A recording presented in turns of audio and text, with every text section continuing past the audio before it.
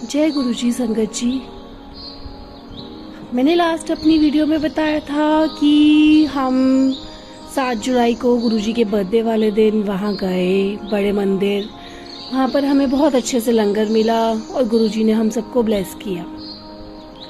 उसके बाद 7 जुलाई 2013 के बाद, नहीं 2014 के बाद हम लोग उसी साल दिसंबर में मेरे फादर इन लॉ एक्सपायर हो गए थे। उनको अचानक से हार्ट अटैक आया और वो एक्सपायर हो गए।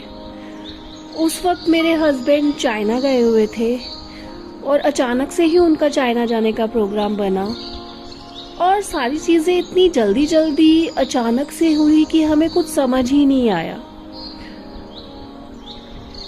मीन्स पापा एकदम से चले गए। मेरे मन में इतना गिला रह गया था कि ये हुआ क्या। बहुत ज़्यादा दुख था मुझे उनके जाने का, लेकिन मुझे ये नहीं समझ आ रहा था कि वो ऐसे क्यों चले गए। मैं बहुत ज़्यादा अपने मन में सोचती थी कि पापा ऐसे क्यों चले गए। तो गुरुजी हमेशा मुझे ये समझाते रहे कि जीवन किसी के लिए नहीं रुकता। मृत्यु का आना एक बहुत बड़ी बात होती है और ये ही जीवन की सच्चाई है। पापा कई चीज़ों के लिए बहुत समझाते थे कि यहाँ पे पैसे ऐसे मत खर्च करो, ऐसे किया करो, ये मत करो, लेकिन उनकी हर बात में कोई ना कोई सीख होती थी।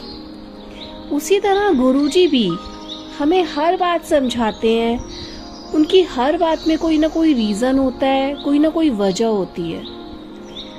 गुरुजी हमारे पिता के समान ही हैं।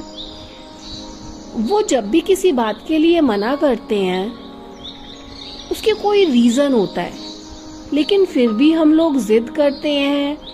जैसे हम अपने पिता से अपनी बात मनवाने के लिए जिद करते हैं और पिता हार कर हाँ कर देता है, लेकिन वो जानता है कि उसमें हमारा नुकसान ही होगा।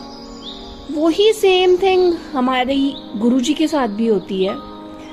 गुरुजी हमें किसी भी बात के लिए एक बार मना करते हैं, 2 बार मना करते हैं और तीसरी बार जब हम जिद करते हैं तो वो चीज़ कर देते हैं, वो काम कर देते हैं।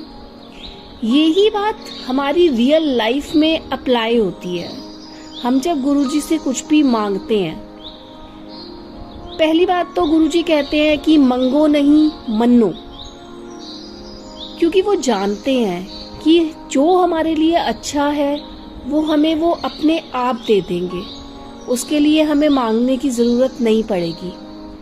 पर फिर भी हम इंसान हैं, तो हम कुछ ना कुछ हमारी विशेज़ होती हैं, कुछ हम सोचते हैं, हम उनसे मांगते रहते हैं। तो जब हम उनसे मांगते हैं, अगर संगत जी मतलब ये मैं अपनी रियल लाइफ का एक्सपीरियंस बता रही हूँ आपको, मेरा सत्संग बता रही हूँ कि ऐसे बहुत बार हुआ है मेरे साथ कि जब मैं कोई काम करने जा रही हूँ और वो पहली बार में नहीं हुआ तो मैं दोबारा ट्राई करती हूँ, वो दूसरी बार में भी नहीं हुआ, लेकिन जब मैं तीसरी बार ट्राई करती हूँ तो वो हो जाता है। लेकिन उसके लिए मुझे बाद में कहीं ना कहीं रिग्रेट्स होते हैं कि मुझे ये काम नहीं करना चाहिए था। तो गुरुजी हमें इस तरह से समझाते हैं कि जब वो किसी काम के लिए मना करते हैं, इसका मतलब होता है कि वो हमारे लिए ठीक नहीं है। वो जानते हैं कि हमारे लिए क्या अच्छा है और क्या बुरा है। तो गुरुजी को सिर्फ मन्नो, उनसे मंगो नहीं। जय गुरुजी संगत जी। मेरा सत्संग आपको अच्छा लगे तो मेरे चैनल को सब्सक्राइब कर दीजिएगा, और अगर आपको अपने जीवन में इस बात का कहीं एहसास हो कि कोई भी काम आपका अगर एक बारी में नहीं हो रहा, 2 बारी में नहीं हो रहा, और तीसरी बारी में हो रहा है, इसका मतलब कोई वजह है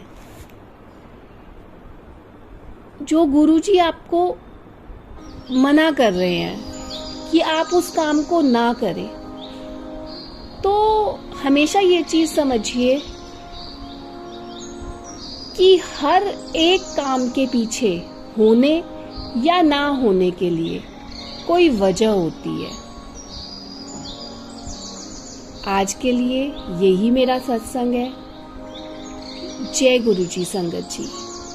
मुझे कमेंट करके जरूर बताइएगा कि क्या आपकी लाइफ में भी ऐसा कुछ हो रहा है। अगर हाँ, तो उसे समझिए और उन रास्तों पर ना जाएं जहां के लिए गुरुजी मना कर देते हैं एक बार। जय गुरुजी। शुक्राना गुरुजी।